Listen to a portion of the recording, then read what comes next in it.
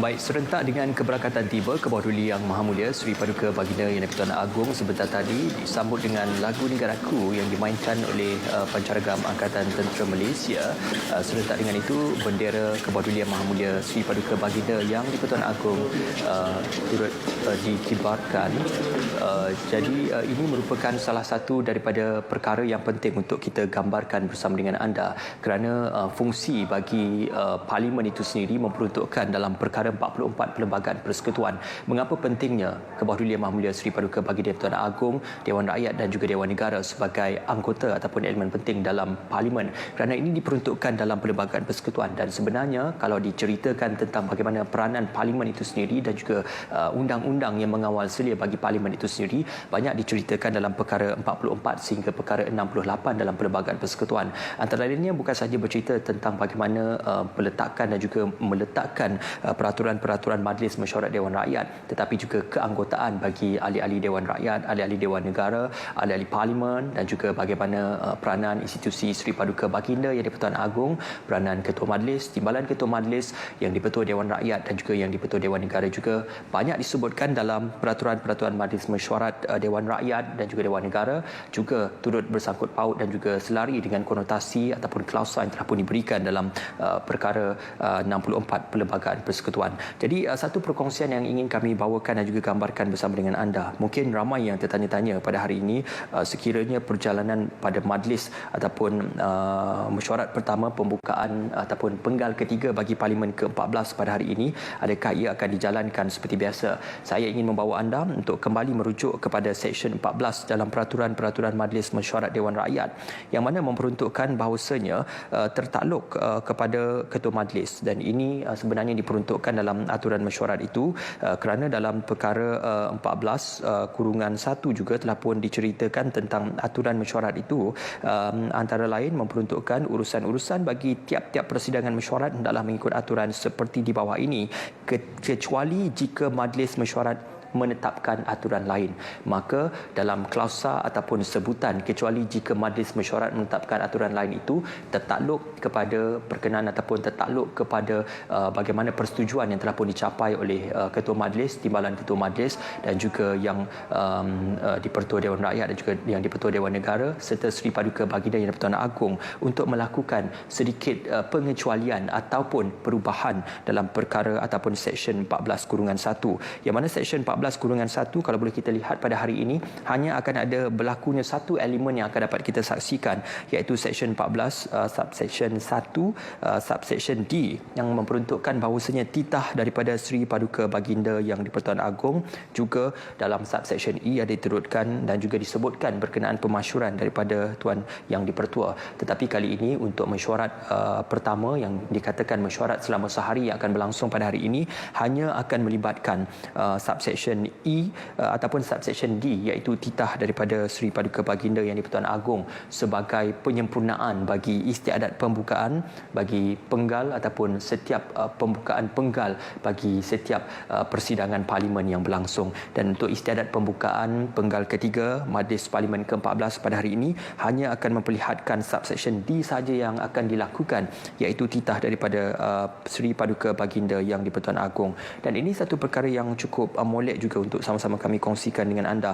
Kalau yang tadi terlepas melihat kepada bagaimana mukadimah yang telah kami bawakan bersama dengan anda, keberangkatan ke bawah Duli Yang Maha Mulia Seri Paduka Baginda Yang di-Pertuan Agong menceritakan dan juga mengungkap kembali bagaimana peranan ke bawah Duli Yang Maha Mulia Seri Paduka Baginda Yang di-Pertuan Agong sebagai entiti yang penting ataupun institusi yang penting dalam sistem demokrasi berperlembagaan dan juga sistem demokrasi berperlembagaan mengikut kepada institusi diraja yang kita punyai, kerana institusi diraja itu merupakan satu lagi elemen penting dalam demokrasi berperlembagaan, dan ini banyak disebutkan dalam beberapa perkara-perkara penting disebutkan dalam Perlembagaan Persekutuan, antara lain dalam perkara 44 sehingga perkara 64 yang juga memperuntukkan bagaimana bidang kuasa bagi sesebuah badan legislatif, eksekutif dan juga judisiari itu perlu untuk diasingkan mengikut doktrin pengasingan kuasa, yang itulah sebenarnya pemahaman asas tentang pemahaman demokrasi yang sebenar. Dapat kita saksikan sekarang ini bagi ketibaan masuk untuk tetamu-tetamu kenamaan bagi menyaksikan ketibaan ke dalam Dewan Rakyat, dan kita akan menyaksikan ketibaan Tan Sri Yang di-Pertua Dewan Rakyat untuk memulakan sesi mesyuarat pertama pada hari ini.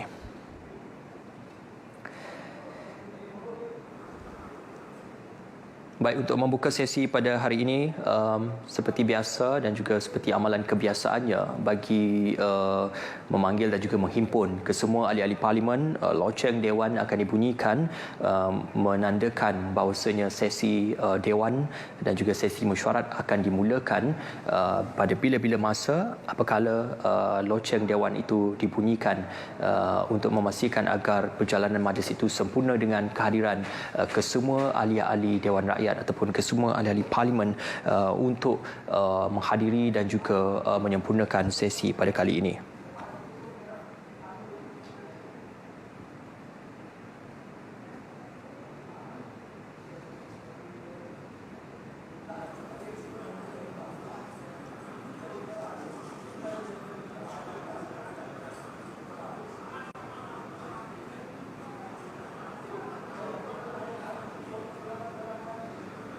Baik, sudah tentunya apabila kita bercerita tentang aturan dan juga bagaimana norma kebiasaan ataupun kita kata perjalanan kebiasaan bagi sesuatu mesyuarat ataupun sesuatu sidang yang dimulakan dalam setiap penggal Parlimen yang berlangsung, sudah semestinya perkara ataupun Seksyen 14/1 juga memperuntukkan subsection N, subsection O, subsection P dan juga subsection Q, memperuntukkan antara lain itu disebutkan tentang aturan-aturan ataupun perjalanan majlisnya, iaitu antara lain ahli-ahli Dewan boleh mengadakan ataupun mengunjurkan usul-usul berkenaan dengan aturan urusan mesyuarat yang hendaklah dikeluarkan oleh Menteri.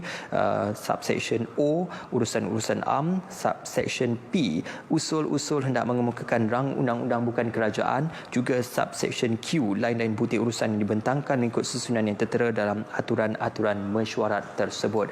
Jadi perkara itu tidak akan dibincangkan atau tidak akan diteruskan, dan ini telah pun dipersetujui melalui pemberitahuan oleh Ketua Majlis dan telah pun diperkenankan oleh Kebatuan Yang Maha Mulia Seri Paduka Baginda Yang di-Pertuan Agong, dan telah pun dipersetujui oleh Yang di-Pertua Dewan Rakyat, dan telah pun diberikan notis pemaklumannya itu kepada setiap ahli Parlimen melalui notis pemakluman yang dikeluarkan oleh Setiausaha Dewan Rakyat. Dan lebih pentingnya adalah kalau boleh kita gambarkan bersama dengan anda, sebenarnya perkara-perkara yang penting dalam aturan-aturan dan juga peraturan-peraturan Majlis Mesyuarat Dewan Rakyat ini, banyak perkara yang boleh dikongsikan, tetapi yang paling pentingnya adalah Seksyen 11 yang mana memperuntukkan tentang bagaimana Ketua Majlis mempunyai peranan dan juga bidang kuasa bagi menentukan tarikh permulaan majlis dan juga bagi menentukan tempoh bagi majlis itu akan bersidang ataupun berlakunya sedikit pengecualian dan juga perubahan yang berlaku dalam setiap penetapan bagi majlis mesyuarat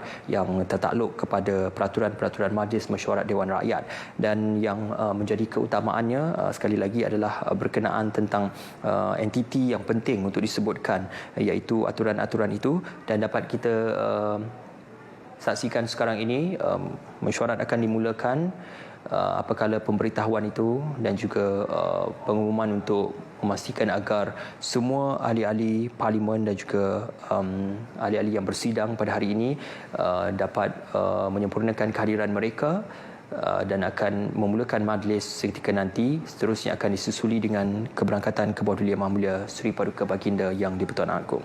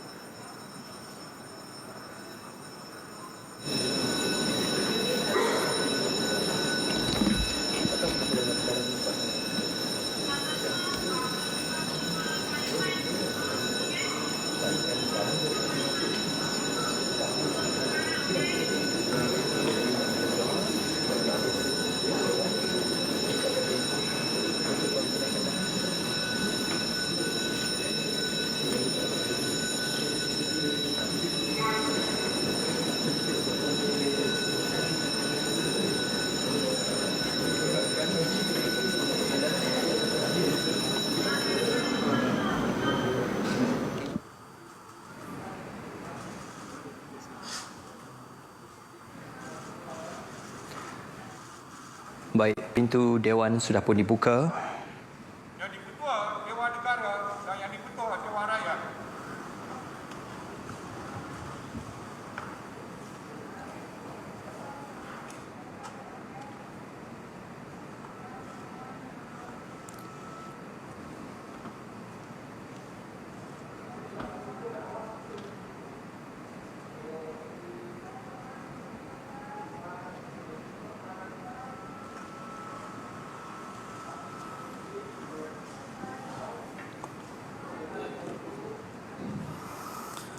Doa. Bismillahirrahmanirrahim. Segala puji bagi Allah. Dibuka majlis parlimen dengan menyebut nama Allah yang Maha Pemurah, yang Maha Pengasih. Kepadanya terpulang segala puji-pujian, kepada Rasul-Rasulnya salawat salam kehormatan, kepada sekalian orang yang taatkan Allah. Ya Allah yang bersifat Maha Hikmah, limpah keadilan yang menanggungkan kewajipan ke atas pemerintah dan ahli majlis permesyuaratan bagi mentadbir maslahat masyarakat pergaulan, mudah-mudahan sentosa aman, makmur limpah kebahagiaan meliputi sekalian penduduk negara Malaysia. Ya Allah, kami sekalian hamba-Mu yang diperkenan menjadi ahli majlis parlimen, menyempurnakan kewajipan yang diamanahkan, yang terutama bagi negara Malaysia, bagi rakyatnya sekalian. Ya Allah, berkat-Mu ke atas kami berhimpun di pohon anugerahkan, taufik-Mu, hidayah-Mu di pohon menyuluh memandukan, pada ketika kami berunding, menimbang, bertukar fikiran pada segala perkara yang dibentangkan dengan saksama serta berkeamanahan, menjunjung perintah dan kebesaran Allah, mudah-mudahan berlebih-lebih keamanan, kemakmuran dan kesejahteraan bagi negara Malaysia serta penduduknya sekalian. Ya Allah, dipohonkan doa kami diperkenan. Amin. Ya Tuhan seru alam sekalian.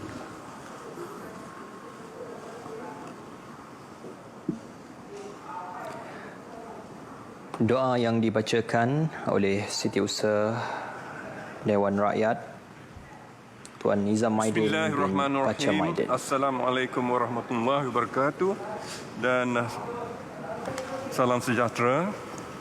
Ahli-ahli yang berhormat, persidangan Parlimen yang ke-14 penggal ketiga yang diadakan bersama di antara Dewan Negara dan Dewan Rakyat sekarang berlangsung. Persidangan ini adalah di bawah perkara 60 Perlembagaan Persekutuan, di mana ke bawah duli Yang Maha Mulia Seri Paduka Baginda Yang di-Pertuan Agong akan bertitah kepada ahli-ahli kedua-dua majlis parlimen bersama. Sekarang saya tempohkan persidangan buat sementara waktu untuk menyambut keberangkatan tiba ke bawah duli Yang Maha Mulia Seri Paduka Baginda Yang di-Pertuan Agong. Persidangan ditempohkan.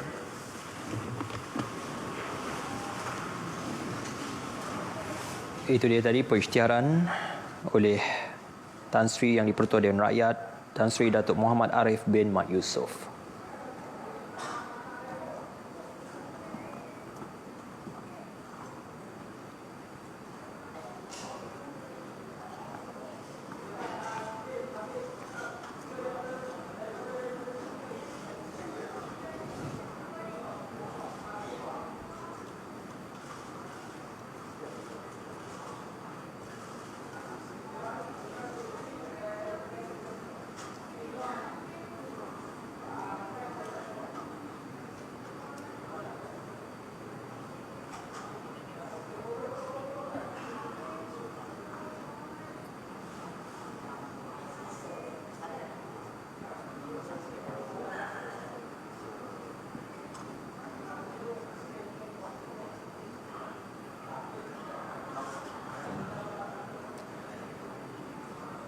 Baik, sidang Dewan menunggu sementara bagi menantikan keberangkatan tiba dan juga untuk menyambut keberangkatan ke bawah duli Yang Maha Mulia Seri Paduka Baginda Yang di-Pertuan Agong.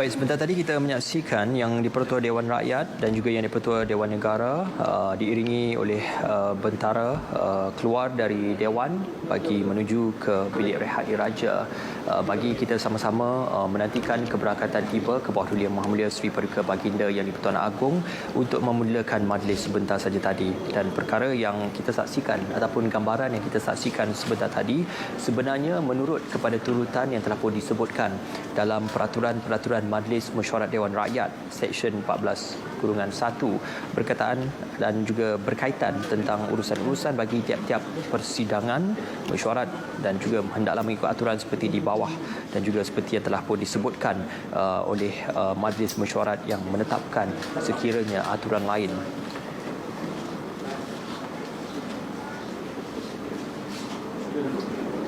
Dan dengan itu kita saksikan keberangkatan ke bawah Duli Yang Maha Mulia Seri Paduka Baginda Yang di-Pertuan Agong menuju masuk ke dalam Dewan.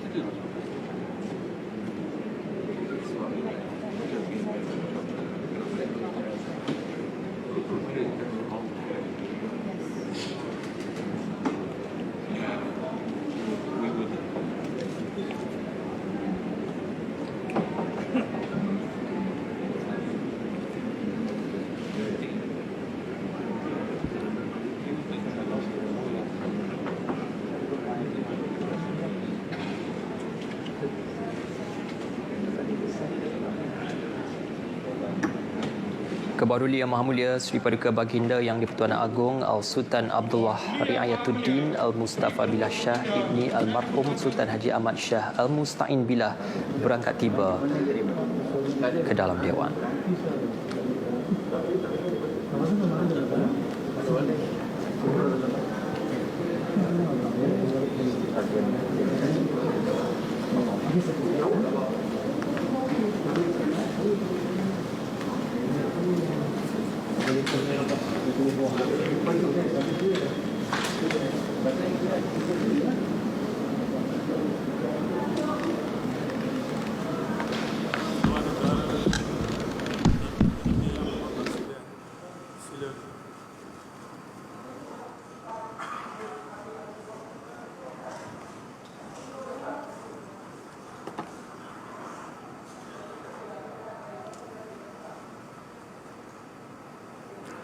Yang Amat Berhormat Perdana Menteri akan mempersembahkan titah diraja kepada Kebawah Duli Yang Maha Mulia Seri Paduka Baginda Yang di-Pertuan Agong.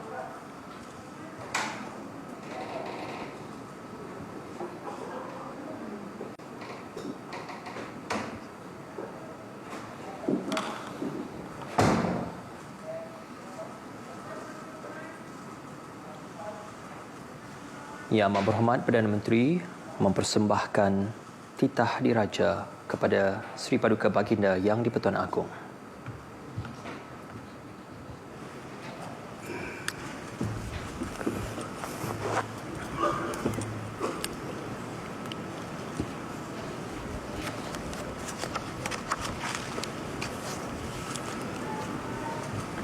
Bismillahirrahmanirrahim. Assalamualaikum warahmatullahi wabarakatuh. Alhamdulillahirabbil alamin. Wassalatu wassalamu asyrafil anbiya wal mursalin wa ala alihi wa sahbihi ajmain. Rabbi sadri wa yassirli amri wa hlul 'uqdatam min lisani yafqahu qawli. Yang di-Pertua Dewan Negara, yang di-Pertua Dewan Rakyat, ahli-ahli Dewan Negara dan ahli-ahli Dewan Rakyat sekalian. Alhamdulillah, bersyukur beta kehadrat Allah SWT kerana telah melimpahkan kurnia dan keizinannya kepada kita semua pada hari ini untuk bersama-sama dalam satu istiadat pembukaan penggal ketiga Parlimen ke-14. Lebih bermakna apabila istiadat ini berlangsung dalam bulan Ramadan, yakni bulan yang penuh keberkatan dan menjadi penghulu pada sekalian bulan. Istiadat pada pagi ini diadakan dalam suasana yang agak berbeza dari normal dan kelazimannya. Ketika ini, negara kita masih lagi dalam usaha memerangi penularan wabak COVID-19 yang telah mula-mula dikesan menjangkiti rakyat Malaysia pada awal bulan Februari yang lalu. Namun demikian, kita telah menghadapi dan menangani wabak ini dengan bersatu padu sebagai sebuah bangsa Malaysia yang kuat, cekal dan berdisiplin. Dalam saat getir ini, petugas barisan hadapan negara terutamanya Perkhidmatan Kesihatan, Angkatan Tentera Malaysia, Polis Diraja Malaysia, Jabatan Bomba dan Penyelamat Malaysia, Jabatan Imigresen Malaysia, Agensi Pengurusan Bencana Negara, Angkatan Pertahanan Awam Malaysia, Jabatan Sukarelawan Malaysia dan lain-lain agensi yang turut terlibat telah tampil dengan penuh dedikasi yang tinggi menghadapi serangan wabak ini. Pengorbanan mereka tidak pernah mengenal erti penat maupun takut, hinggakan nyawa dan keselamatan diri sendiri menjadi taruhan demi menjaga kemaslahatan dan kepentingan orang ramai. Justru sebagai tanda penghargaan negara, marilah bersama-sama dengan beta untuk berdiri dan memberikan tepukan yang gemuruh kepada semua wira dan wirawati petugas barisan hadapan negara.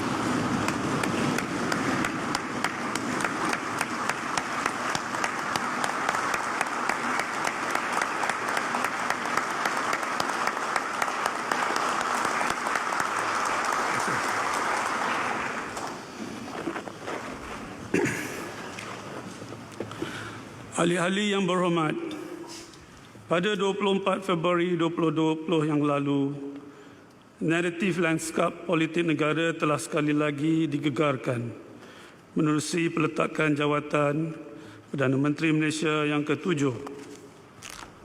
Sekitar jam 5 petang pada hari yang sama, beta telah berkenan menerima menghadap Yang Berhormat Tun Dr. Mahathir bin Mohamad. Dalam pertemuan tersebut, beta telah meminta Yang Berhormat Tun Dr. Mahathir bin Mohamad supaya tidak meletak jawatan, namun beliau tetap dengan keputusannya. Beta dengan hati yang sedih terpaksa akur dan menghormati keputusan beliau. Oleh yang demikian, beta bertanggungjawab untuk melantik seorang Perdana Menteri yang baru seperti mana yang dikehendaki oleh Perlembagaan Persekutuan. Perkara 43 yang memberi kuasa budi bicara kepada beta untuk melantik seorang ahli Dewan Rakyat yang pada hemat beta mendapat kepercayaan majoriti ahli-ahli Dewan Rakyat. Lantaran itu, pada 25-26 Februari, beta telah mengadakan sesi pertemuan dengan ahli-ahli Dewan Rakyat untuk menilai sendiri sokongan kepercayaan mereka. Dan seterusnya pada 29 Februari, beta telah menitahkan semua parti-parti politik yang mempunyai wakil dalam Dewan Rakyat untuk mencalonkan nama seorang ahli Dewan Rakyat sebagai bakal Perdana Menteri. Atas permintaan beberapa ketua parti politik, beta telah berkenan pula untuk melanjutkan tempoh masa bagi parti-parti politik mengemukakan pencalonan mereka agar masa yang cukup diberikan dalam mereka membuat perhitungan secara demokrasi. Sudah tentu setiap pertandingan pasti akan ada penamatnya. Kemelut politik negara tidak boleh dibiarkan berlarutan dan berpanjangan dengan tanpa ada penghujungnya. Lantaran itu, setelah melalui semua proses tersebut dan selaras dengan perlembagaan persekutuan, Beta telah mendapati Yang Amat Berhormat Tan Sri Muhyiddin bin Yassin telah mendapat kepercayaan majoriti ahli-ahli Dewan Rakyat dan demikian selayaknya dilantik sebagai Perdana Menteri ke-8. Sesungguhnya Beta telah menggalas amanah dengan telus dan seadil-adilnya selaras dengan konsep raja berperlembagaan dan demokrasi berparlimen yang menjadi tunjang amalan negara kita. Pada masa yang sama, Beta juga menghargai kematangan dan kerjasama semua ahli-ahli yang berhormat dan rakyat jelata yang telah memainkan peranan dengan penuh berhemah dan beretika sehingga membolehkan Beta menggalas amanah ini. Pada kerajaan Beta di bawah kepimpinan Memanda Perdana Menteri Yang Amat Berhormat Tan Sri Muhyiddin bin Haji Yassin, Beta menaruh keyakinan bahawa usaha-usaha membawa negara ke terus mendaki pesada kejayaan yang lebih tinggi akan menjadi kenyataan, insya-Allah. Dan nasihat Beta, laksanakanlah amanah ini dengan jujur dan penuh tanggungjawab, serta jangan sekali-kali mengabaikan kesejahteraan rakyat jelata. Ahli-ahli yang berhormat, sesungguhnya negara kita sedang berhadapan dengan cabaran dari pelbagai sudut dan yang terbaru penularan wabak COVID-19. Semua cabaran ini telah memberi kesan kepada Malaysia yang mengamalkan ekonomi terbuka. Beta keyakinan kerajaan Beta akan terus berusaha mengurangkan kesan buruk pada rakyat dan negara. Kedatangan wabak virus COVID-19 yang melanda dunia dan negara telah turut memberi kesan kepada ekonomi serta kesihatan dan kehidupan rakyat jelata. Belum pernah negara berhadapan dengan wabak yang sebegini serius sebelum ini. Dalam menghadapi wabak ini, kerajaan Beta berperanan dalam menjamin kesejahteraan dan keselamatan rakyat jelata. Ini termasuk pelaksanaan perintah kawalan pergerakan dan membantu membawa pulang rakyat Malaysia yang terperangkap di luar negara. Beta juga memahami banyak industri dan perniagaan terjejas akibat wabak ini. Namun, Beta menyeru kepada para majikan untuk tidak membuang pekerja dengan sewenang-wenangnya. Semua pihak hendaklah bersedia melakukan pengorbanan dan berusaha menyelamatkan ekonomi negara. Kerajaan Beta juga wajar mencari pendekatan dalam membantu syarikat dan perniagaan yang terkesan buruk. Beta berharap inisiatif yang diambil oleh Majlis Tindakan Ekonomi termasuk pakej rangsangan ekonomi prihatin rakyat yang berjumlah 260 bilion ringgit bagi melindungi kebajikan rakyat dan ekonomi negara akan segera dirasai impaknya. Pakej tersebut adalah suatu yang amat besar dan luar biasa. Justru ia perlu disokong sepenuhnya oleh semua pihak. Beta yakin dengan kerjasama dan kesepakatan yang jitu, cabaran yang kita hadapi ini akan dapat kita tangani bersama, insya-Allah. Ahli-ahli yang berhormat, di sebalik usaha-usaha kerajaan, Beta juga berasa bimbang melihat polarisasi kaum yang masih wujud ketika ini. Pada hemat Beta, sebarang bentuk tindakan provokasi dan fahaman serta nilai yang bertentangan dengan norma, adat dan undang-undang perlu dibendung sebelum ia merebak dan menjadi barah kepada kestabilan negara. Justru Beta menyambut baik pelaksanaan pelan tindakan perpaduan negara bagi memastikan agenda perpaduan nasional dapat diterapkan secara menyeluruh menerusi elemen-elemen kepercayaan dan jati diri yang teguh berlandaskan kepada prinsip rukun negara. Kedudukan Islam sebagai agama persekutuan seperti yang termaktub dalam Perlembagaan Persekutuan akan terus dipertahankan. Beta mahu kerajaan mewujudkan pentadbiran agama Islam seperti yang dituntut dan selaras dengan ajaran Islam yang syumul serta dipacu oleh prinsip maqasid syariah. Dan pada masa yang sama juga, kerajaan beta akan terus mempertahankan hak-hak penganut agama yang lain untuk terus bebas mengamalkan agama mereka secara berhemah dan aman. Dan menyentuh aspek keselamatan negara, beta berharap kerangka strategi dan dasar pertahanan masa hadapan negara perlu mengambil kira kepentingan diplomasi pertahanan. Dasar luar negara yang pragmatik, treaty antarabangsa dan kedudukan geopolitik negara di rantau Asia Pasifik. Peningkatan aktiviti ketenteraan kuasa-kuasa besar dunia di Laut Cina Selatan muktahir ini wajar diberikan perhatian. Oleh kerana itu, Malaysia hendaklah sentiasa peka kepada domain maritim negara di samping terus merangka strategi untuk mendukung aspirasi geopolitik negara. Dan pada masa yang sama, tahap keselamatan dalam negara hendaklah terus ditingkatkan, terutamanya dalam menangani pelbagai jenayah, penyalahgunaan dadah, penyeludupan dan juga perdagangan manusia ataupun human trafficking. Selain itu, kerajaan beta hendaklah juga merangka pendekatan yang komprehensif dalam menangani kemasukan pendatang asing tanpa izin yang boleh menimbulkan pelbagai masalah dari aspek ekonomi, sosial dan keselamatan negara. Sempadan negara yang terbuka luas perlu terus diperkukuhkan dalam usaha mengekang laluan rentas sempadan pendatang asing tanpa izin. Ahli-ahli yang berhormat, kerajaan beta akan terus melaksanakan pelbagai program dan inisiatif bagi merancangkan ekonomi untuk meningkatkan pendapatan dan kesejahteraan rakyat.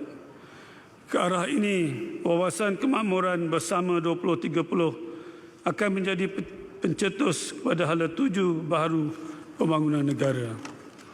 Wawasan ini bermatlamat supaya segenap lapisan rakyat dapat mengecap taraf hidup wajar dengan pengagihan ekonomi yang adil, saksama serta inklusif. Selain itu, jurang ekonomi dan pembangunan antara kelas pendapatan, wilayah etnik dan rantaian bekalan akan dirapatkan.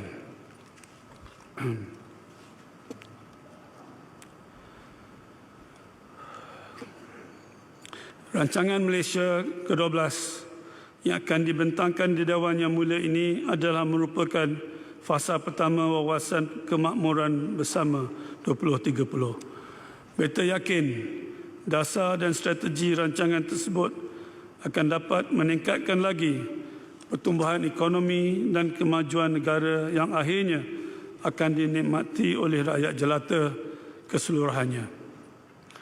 Kerajaan beta akan terus mempermudahkan urusan perniagaan bagi meningkatkan aktiviti pelaburan. Ini termasuk mengemaskini undang-undang, proses kelulusan dan insentif sedia ada.